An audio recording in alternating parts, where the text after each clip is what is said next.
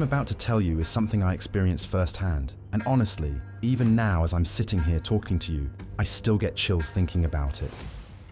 This happened to me in Charleston, South Carolina, back in 2019. I'm a 42-year-old antique dealer, and I've been collecting Victorian-era pieces for 20 years. I thought I'd seen everything. I thought I understood the objects I brought into my home. I was so wrong. So settle in, turn up the volume, and whatever you do, don't look away. Because this isn't just another creepy doll story. This is about what happened when I invited something into my home without understanding what it truly was. It started in October 2019. I attended an estate sale in Savannah, Georgia. The house belonged to a woman named Eleanor Whitmore, who had died alone at 89, with no living relatives. The house had been sealed for months before the sale, and when I walked in, the air felt thick, heavy with decades of silence. I remember thinking it was just the mustiness of an old house, but there was something else, something I couldn't quite name. Most dealers were fighting over the furniture and jewelry downstairs, but I was drawn to the second floor, to a small bedroom that everyone seemed to avoid.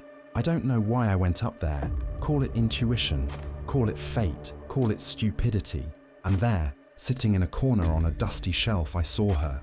She was porcelain, about 18 inches tall, with dark curly hair and Victorian clothing. A burgundy velvet dress with lace trim, but it was the eyes that caught my attention. Glass eyes, but so lifelike, they seemed to follow me as I moved closer. One eye was slightly cracked, giving her face an unsettling asymmetry. Still, I thought she was beautiful, a real find. The estate sale manager, an elderly man named Robert, noticed me examining the doll. His expression changed immediately. "I wouldn't take that one if I were you," he said quietly. I laughed it off. Why not? She's beautiful. Victorian hand-painted features, probably worth a few $100s. Robert shook his head slowly. Eleanor Whitmore kept that doll locked in a trunk in her attic for 40 years. Only brought it down a few months before she died. Used to tell me it needed to stay hidden, that it brought darkness. I rolled my eyes. I'm a businesswoman. I don't believe in curses or haunted objects. I've dealt with hundreds of antiques, heard dozens of ghost stories. They're always just stories. So I paid $15 for the doll and drove back to Charleston that evening. I named her Lily. The first night was quiet. I placed Lily on a shelf in my bedroom, alongside my other antique dolls. I went to sleep, thinking about how I'd restore that cracked eye. Maybe sell her for a decent profit. At 3:17 a.m., I woke up to the sound of footsteps. Small footsteps, like a child walking across hardwood floors. My bedroom door was closed, but the footsteps were inside my room. I turned on my bedside lamp, my heart hammering in my chest. Nothing. Everything was exactly where I'd left it, except Lily. The doll was no longer on the shelf. She was sitting on my dresser directly across from the bed, facing me. I felt cold sweat break out across my skin. I absolutely knew, I had placed that doll on the shelf, but I rationalized it. Maybe it had fallen, and I'd unconsciously moved it while half asleep. Maybe I was just tired from the drive. I put Lily back on the shelf and wedged her between two other dolls so she couldn't fall. The next morning, Lily was on the dresser again. This time, I took a photo before moving her. I needed proof of where I placed the doll. I was starting to question my own sanity. That night, I set up my phone to record video while I slept. At 3:17 a.m., I woke to that sound again. Footsteps. And something else. A child's voice, humming. Not a song I recognized. Something old. Something off-key that made my skin crawl. I grabbed my phone and turned on the flashlight. Lily was no longer on the shelf. She was sitting at the foot of my bed, staring directly at me. My hands shook as I reviewed the video footage. For the first 3 hours, nothing happened. Then, at exactly 3:17 a.m., the doll's head turned. Slowly, impossibly. It turned to face the camera. And then, I swear this happened, the doll smiled. The crack in her eye seemed to spread, like a tear running down porcelain. I should have gotten rid of Lily immediately. I know that now. But I was paralyzed by a mixture of fear and disbelief. Part of me still wanted to rationalize what I'd seen. Camera glitch, shadows playing tricks, anything but the truth. I locked the doll in my closet and tried to continue my normal life. But Lily wasn't finished with me. Scratching sounds came from inside the closet at night. My other antique dolls began falling from their shelves, their porcelain faces cracking when they hit the ground. One doll's head twisted completely backward. I found it like that one morning, and I just stood there staring at it, unable to process what I was seeing. I started having nightmares.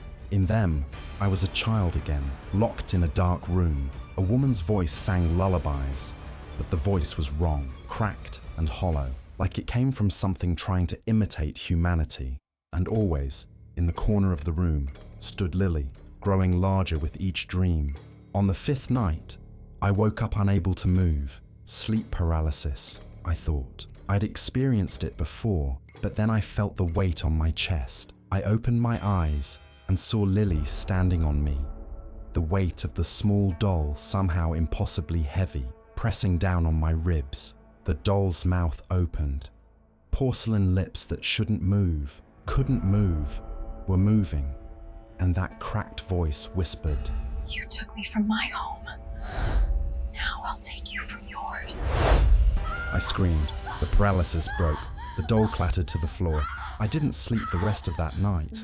At sunrise, I contacted paranormal investigators. Dr. Rachel Hayes and her team arrived that afternoon with EMF meters, voice recorders, and cameras.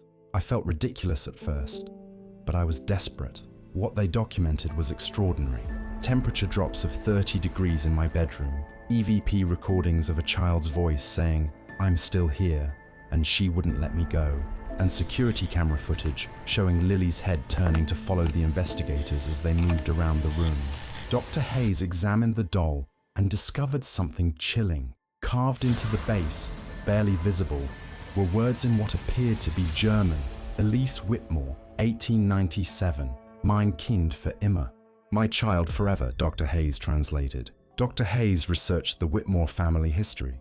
What she uncovered explained everything and made it so much worse. Eleanor Whitmore's grandmother, Annabelle Whitmore, had a daughter named Elise in 1897. The child died of influenza just before her 5th birthday. Grief-stricken, Annabelle commissioned a doll in Elise's exact likeness. Same curly hair, same burgundy dress the child had worn in her last portrait.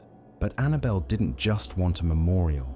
According to newspaper articles from 1898, she consulted with spiritualists and mediums, trying to contact her daughter's spirit. She became obsessed with the belief that Elise's soul could be bound to the doll, that she could keep her daughter with her forever.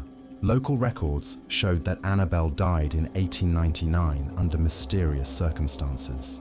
She was found in her bedroom, eyes wide open, an expression of pure terror frozen on her face. The doll was clutched in her arms. The doll passed through the Whitmore family for generations. Each owner reported the same phenomena: moving objects, children's voices, nightmares. Eleanor Whitmore inherited it in 1979 and immediately locked it away, understanding what the others hadn't: that some doors should stay closed, some spirits should not be disturbed. But in her final months, suffering from dementia, Eleanor brought the doll out again. She died 3 weeks later. The coroner's report noted that Eleanor's eyes were open when they found her, her face frozen in an expression of abject terror. After 2 weeks of investigation, Dr. Hayes arranged for the doll to be placed in a sealed case in a private collection of allegedly haunted objects. I moved out of my house and sold it at a loss. I couldn't stay there anymore. Every corner, every shadow reminded me of those 5 nights. But even now, in my new apartment, I still hear footsteps sometimes, small footsteps on hardwood floors. I still wake up at 3:17 a.m., my heart racing, searching the darkness for glass eyes that shouldn't be watching me. Dr. Hayes visits the doll twice a year to check the seals. She told me the temperature around the case is always 15 degrees colder than the rest of the room. And sometimes, when she's alone with it, she swears she hears humming. That off-key lullaby. The doll sits in that case to this day, facing the door, waiting. Before you go, I want you to ask yourself something. How many objects are in your home right now with histories you don't know? How many passed through hands you never heard of, carrying stories or spirits that were never meant to leave? Because sometimes the scariest part isn't what we know is haunted, it's what we don't know. If this story kept you up at night, hit that like button and subscribe. I share more of my experiences with the paranormal, and trust me, Lily wasn't my only encounter. Tell me in the comments, have you ever felt like an object in your home was watching you?